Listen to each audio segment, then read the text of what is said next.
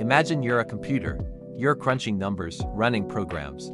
But what happens to all that data when you're not using it? Where does it go? In the mid-1800s, the answer was paper, stiff cards with holes punched in them. Feed the card in, the machine reads the holes. Slow, yes, but it worked. Then came the 1950s. Magnetic tape replaced punch cards. This was huge, but there was a big problem. Magnetic tape is sequential. That means if your data is at the end of a 2,000-foot reel, you have to wait while the tape physically winds there. Like listening to a cassette to find one song. Engineers invented core memory, tiny donuts of ferrite, each the size of a pinhead, strung on wire grids. The cool part, it was random access. The computer could jump directly to any bit of data.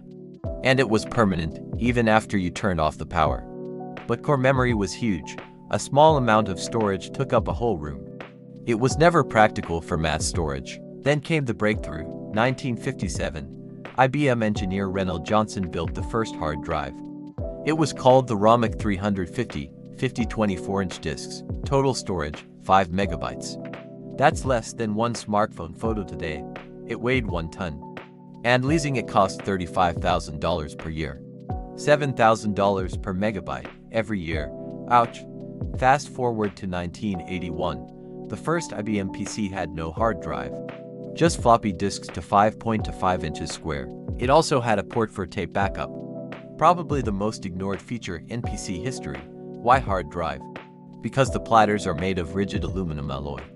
Floppy disks were literally floppy, thin mylar plastic. The key difference.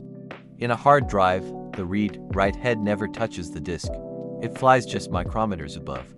That means less wear, and the disk can spin much faster. But there's a downside. If the head touches the platter, maybe a dust particle or a jolt, it carves a furrow into the coating. That's a crash. Your data is gone, forever. Since 1983, hard drives have shrunk like crazy. By 1987, the 3.5-inch form factor arrived. Today, you can buy a 750 gigabytes drive that fits in your pocket.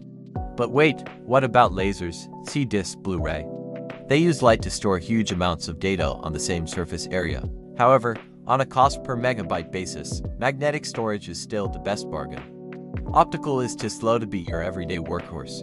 And one more blast from the past, tape storage.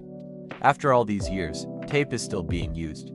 Data centers love it for backups, slow, but cheap and reliable.